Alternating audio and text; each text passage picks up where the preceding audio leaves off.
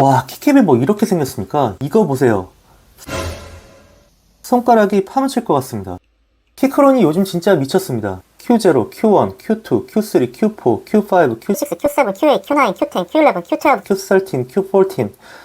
현존하는 모든 배열을 다 찍어내는 것은 현재 진행형이고, 액세서리는 그냥 더 미친 것 같아요. 유튜브 블로그를 통한 마케팅 또한 대단한데, 저 같은 내돈내산 복병이 갑툭튀 하는 긴장감도 있어야 하지 않을까라는 생각에 이렇게 이 녀석은 Q 라인에다가 프로가 붙은 키크론 형제들 중에서는 가장 비싼 프리미엄 라인이라고 보시면 되는데요. 이 글자를 눈으로 읽고 그림을 보기 전까지는 패키지가 한참 동생들이랑 너무 존독인 것 같아요. 그래도 Q 프로 정가가 30만원대인데 제품 패키지에도 이제 조금은 변화가 필요한 시점이 아닌가라는 생각이 들었고요. 기본적으로 맥용 키캡이 장착되어 있고요. 우리는 맥이랑 완벽하게 호환이 잘 되고 애플 감성을 가지고 있다. 사실 굉장히 좋은 마케팅 전략이라고 생각합니다. 외관을 먼저 보면 가장 눈에 띄는 것이 풀 알루미늄입니다. 좀 더 안정적이고 묵직한 타건감을 자랑한다고 하는데, 일단 내구성이 좋고 고급스럽고 만졌을 때 시원시원한 이런 감성적인 부분도 굉장히 큰 것 같아요. 기본 키캡이 높고 키보드의 무게가 깡패다 보니 여느 알루미늄 키보드처럼 높이 조절은 가능하지 않습니다. 어차피 휴대할 생각은 없으시겠지만 가끔 키보드를 치우고 뭐 공부를 하신다거나 회사에서 배달 음식을 시켜 먹거나 엎드려 주무신다거나 하면 이런 풀배열에 가까운 풀알로 키보드는 약간 불편할 수도 있습니다. 풀알로가 가공하기가 어려워서인지 일반적으로 숫자키, 캡스락,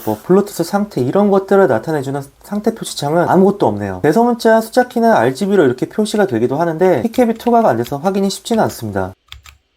키크론의 상징은 이 개성 넘치는 키캡과 이 노브인데요. 키크론의 레트로한 감성을 그대로 유지하면서도 이 보라색에 절제된 포인트 키캡과 검정, 연한 회색의 조화가 상당히 개인적으로 마음에 들었습니다. 기성 키크론의 색배합과는 확실히 차별화를 주면서도 전체적인 색감이 오래 써도 질릴 것 같지 않아서 구매를 했고요. 이 노브의 유무에 따라 키보드의 이름만 바뀌는 것이 아니고 가격도 즉시 올라가고 내려가는데요. 실제로 보면 약간 하이엔드 오디오에 들어갈 것 같은 그런 감성입니다. 굉장히 고급스럽고 멋집니다. 근데 저는 볼륨 조절할 때 힘들어가는 걸 별로 안 좋아해서 위아래로 스크롤하는 방식이나 레이저의 헌츠맨 같이 이렇게 마우스를 잡고 있다가도 이렇게 검지손가락 하나로 조작하는 방식을 가장 선호하거든요. 근데 얘는 한 손가락으로 조작은 가능한데 해보시면 아시겠지만 한 손가락으로 하라고 설계된 게 아닙니다. 이렇게 우아한 건 인정을 하지만 주변 키캡이랑 간섭이 조금 있는 편이고 손가락 두 개를 사용해야 하기 때문에 조작이 상대적으로 신속하진 않은 것 같습니다. 저는 성격이 좀 급해서 이게 더 직관적인 것 같아요. 특히 노브의 음속으로 누르는 키압이 상당히 있는 편이라 가스켓 마운트가 생각보다 많이 반응을 해서 약간 부담스럽습니다. 다른 키들은 무리해서 세게 눌러야 이렇게 눌리거든요. 얘는 왜 이렇게 푹푹 꺼지지?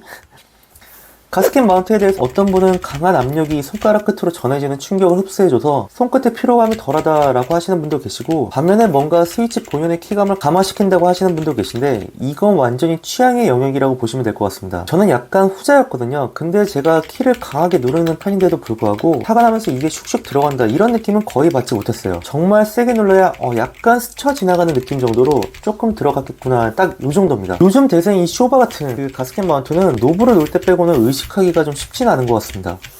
KSA 프로파일 키캡이 키크론의 Q라인 그 중에서도 프로의 상징입니다. Q라인의 OSA 프로파일이랑 비교를 해도 꽤 차이가 있습니다. 어떻게 보면 대중적이지 않고 이런 낯선 키캡으로 치열한 키보드 시장에서 마이웨이를 가는 게 쉽지 않을 거라고 생각하는데요. 미친듯이 막 신제품을 쏟아내고 마케팅 인정사정 없이 하는 거랑 더불어서 이런 키크론의 마이웨이적인 모습에 저도 모르게 약간 끌린 것 같아요. 키캡은 생각보다 좀 강하게 체결이 되어 있고요. 체리랑 비교하면 높이 차이가 이 정도입니다. 뭔가 꾹 누르면은 풍부한 육즙이 흘러나올 것 같지 않나요? 근데 반전인 게 실제로 손가락이 닿는 면적은 육안으로 봐도 체리 프로파일보다 좁습니다. 일반 체리 프로파일이 키캡의 위아래는 내놓고 좌우로만 적당히 감싸주는 데 비해 얘는 일단 좌우 상하로 감싸주고 있고 깊이가 있어서 손끝이 키캡에 쏙 들어가요. 오로지 체리 프로파일 족이었던 제가 키를 정확하지 않게 눌렀을 때도 정중앙으로 손가락 끝을 잘 잡아주면서 쏙 빠지는 느낌이 제법 재밌고 신선했습니다. 다만 키캡이 레어하다 보니 프로파일을 바꾸지 않은 이상 키캡의 선택폭이 넓지 않다는 점은 참고하셔야 할 것 같아요. 이 제품은 키캡이 높다 보니 키크론 자체적으로도 팜레스트 구매를 권장하고 있어요. 손목이 이렇게 아플 거라고 하네요. 팜레스트를 안 써본 분이시라면 구매 견적이 플러스 2.5 된다 이렇게 생각하시면 될 것 같습니다. 저도 가지고 있는 팜레스트 중에서 가장 높은 녀석을 그대로 가져왔고 이렇게 돼보면 풀배열과 96%의 차이를 한눈에 확인할 수 있네요. 펑션키랑 결합해서 다양한 RGB를 지원하고 있습니다. 게이밍 키보드에 익숙하신 분이라면 키캡에 RGB가 투과되지 않는 것을 조금 답답하게 생각하실 수도 있고 RGB가 투과되면 너무 산만하고 정신없지 않냐 라고 하시는 분들도 계시고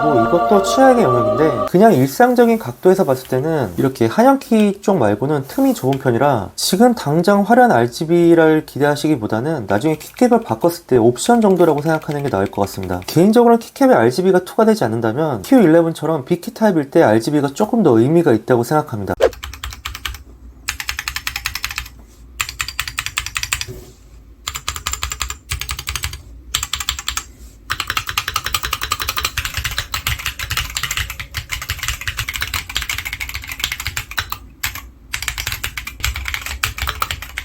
바나나 축의 키압이 저한테 잘 맞고 흡감이 개인적으로 굉장히 마음에 듭니다. 적당한 소음과 반발력도 좋고요. 몇 달 전 갈축의 대명사 중 하나인 레오폴드 갈축을 구매했었는데 2주 만에 바로 당근행으로 보내버렸습니다. 의외로 저한테는 키압이 낮아서 타이핑 스텝이 계속 꼬이고 오타가 많이 났습니다. 핫스압이 아닌 키보드를 샀을 때 이런 상황이 발생하면 당근행 말고는 다른 방법이 없더라고요. 그래서 갈축에서 키압을 조금 높인 바나나 축을 선택했고 이것 또한 타건을 안 해봤기 때문에 확신은 없었어요. 핫스압이 좋은 게 이런 상황에 대비할 수 있습니다. 갈축을 샀다가 키압이 낮으면 바나나 축을 사면 되고 그것도 낮으면 민츠 축을 사면 되니까요. 스위치는 그렇게 비싸지가 않았기 때문에 크게 부담이 없었습니다. 또한 동시에 여러가지 스위치를 즐길 수 있다는 것도 엄청난 매력인 것 같습니다. 저는 아직도 청축에 대한 향수가 강하게 남아있지만 또 풀 청축은 부담스러웠는데요. 청축 스위치를 따로 구입해서 윈도우나 ESC, 딜리트 키만 청축으로 교체해서 쓰고 있는데 소리로 키를 입력했는지 확인할 수 있고 내가 원하는 축을 섞어서 한 번에 즐길 수 있는 것도 상당한 매력이라고 생각합니다. 바나나 축을 쓰다가 슬슬 저소음 갈축으로 바꿔서 회사에서도 사용해볼 생각입니다.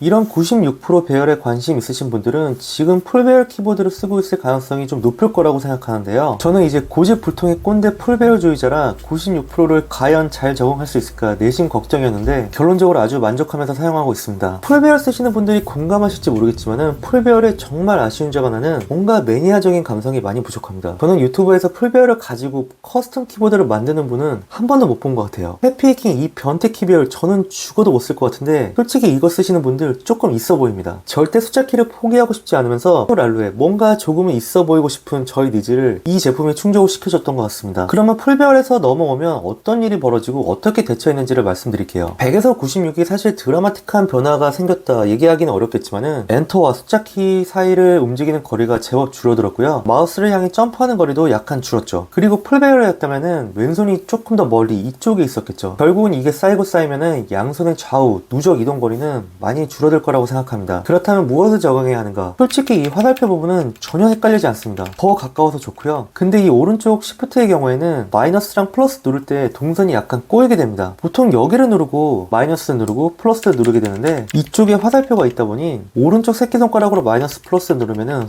조금 손가락 동선이 꼬이게 됩니다. 그래서 왼손 엄지로 누르는 게 조금 더 편리합니다. 저는 이 딜리트를 많이 쓰고 원래는 이 정도 높이였었는데 저 위로 올라가서 저는 홈에다가 딜리트를 넣으니까 오히려 더 가까워서 편하게 쓰고 있습니다. 저는 홈과 엔드도 반드시 있어야 돼서 기존 풀배열과 비슷하게 페이지 업 대신에 홈을 넣고 페이지 다운에는 엔드를 넣습니다. 페이지 업 다운도 너무 필수적이기 때문에 저는 그냥 여기다가 박았습니다. 이걸 적응하는 데는 오랜 시간이 걸리지 않았고 불편함은 잘 모르겠습니다. 마우스와 키보드를 이동하는 거리가 짧아진 부분과 처음으로 풀배열을 탈출했다는 사실이 조금 더 뿌듯합니다. 프로 모델이 아닌 일반 K5 노브 모델은 이쪽 라인도 없기 때문에 만약 풀배열만 쓰시는 분들이 96%로 갈아타신다면 Q5 프로가 아니더라도 여기 있는 키들을 어떻게 처리할 것인지 반드시 사전 계획이 있으셔야 할 것 같아요. 그리고 10키리스나 풀배열보다는 아무래도 대중성이 상대적으로 낮다 보니 중그룹 할 때의 상황도 조금은 생각해 보셔야 될 것 같습니다. 이 제품은 풀 알루 RGB, 유무선 블루투스까지 다 때려박은 제품입니다. 배터리는 4000mAh, 백라이트 최소 밝기 기준으로 약 100시간이라고 하는데 저는 일단 최대 밝기로 한번 써봤는데요. 하루에 2~3시간씩 컴퓨터 앞에 앉아있었는데